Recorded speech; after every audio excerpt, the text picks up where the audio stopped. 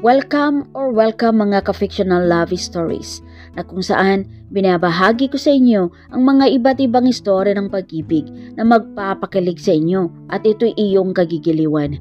Kung gusto nyo ang mga ganitong content, make sure na to subscribe at turn on all notification para lagi kang updated sa bago kong mga video. Share and like. Thank you.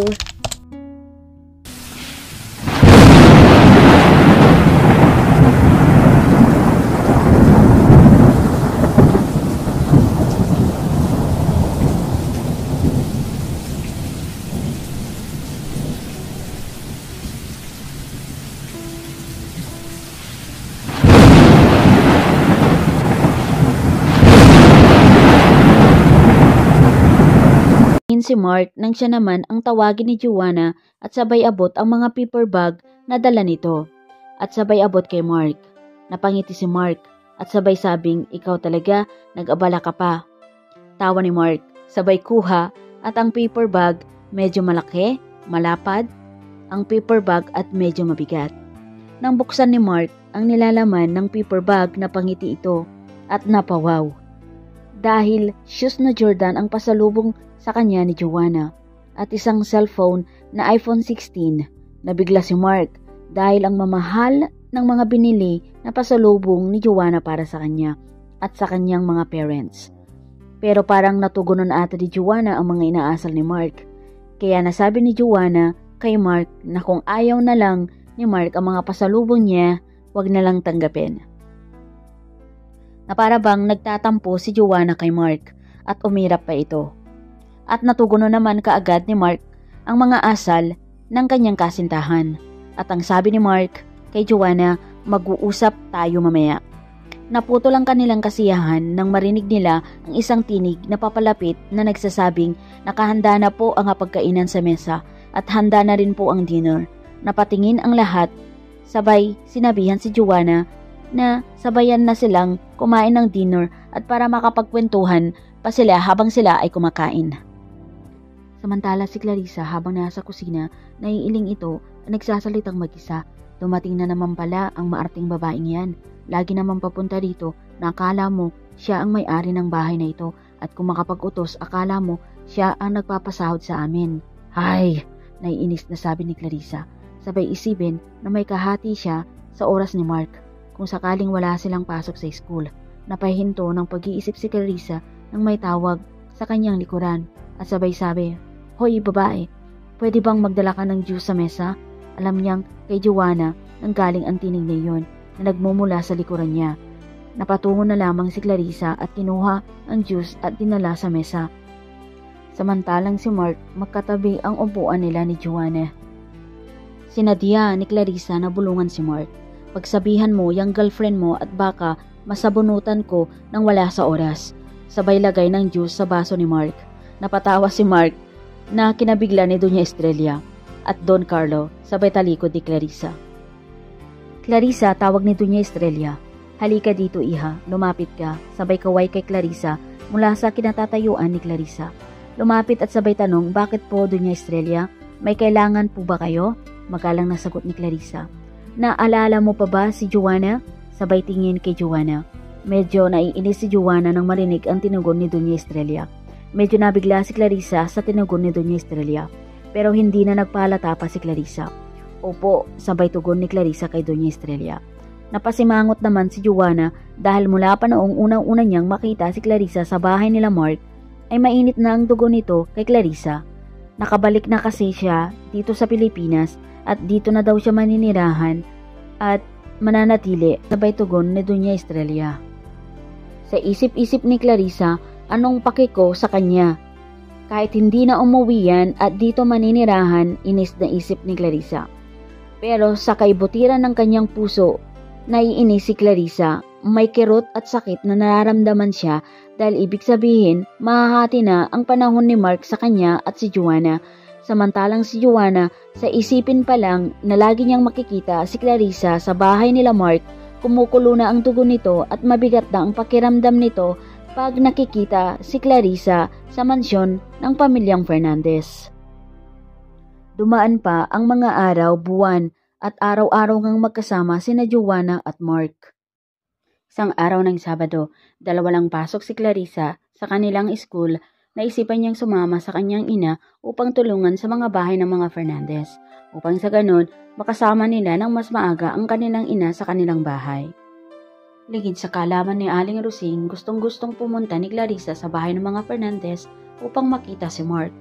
Nutusan ni Aling Rosing si Clarissa na linisin ang kwarto ni Mark dahil kahapon, paalam ni Mark kay Aling Rosing na maaga siyang aalis kinabukasan. Binuksan ni Clarissa ang bintana ng kwarto ni Mark at tinanggal ang mga bedsheet ng kama upang maiayos ito. Puti ang pintura ng kwarto ni Mark at dinagdagan pa ng medyo cream ang kortinang nakasabit sa bintana sa silid. Napakalinis tignan at glass ang silid ni Mark. Ang kama nito ay parang sa mag-asawa sa laki, king size, at ito ang nakalagay sa gitna pero ang bedhead nito ay nakasandal sa diding kung saan andoon ang mga unan na kulay puti.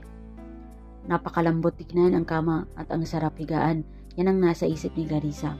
Sa kanan, andoon ang tukador kung saan andoon ang mga gamit ni Mark sa school tulad ng libro, notebook at ano-ano pa. Pero maayos itong tignan dahil masinop si Mark sa mga gamit nito.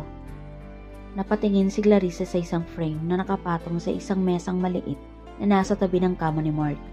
Kasama nito ang lampshade na kulay alumyo, simple ngunit glass ang dating. Hindi maiiwasang mapahanga si Clarissa sa kagapon ni Mark. Kinuha ang frame, pinunasan. Sabay tinitigan ni Clarissa ang picture. Hinaplos si Clarissa si Mark sa larawan at inilapit ito sa kanyang dibdib na para bang pakaramdam niya sa oras na yon ay ang kayakap niya ay si Mark. Nang biglang may nagsalita siyang narinig mula sa likuran ng 7 dipa ang layo mula sa kanya. Nabigla si Clarissa at nataranta, sabay sabing, "Ay, bakla!" Sambit ni Clarissa, muntik nang mabitawan ni Clarissa ang hawak na frame.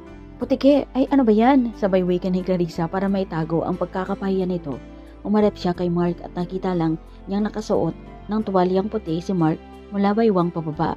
Nataranta si Clarissa at sabay takip ang mga mata nito pero ang mga daliri ay awang ang pagkakadikit nito kaya nakita niya ang matitipunong pangangatawan ni Mark.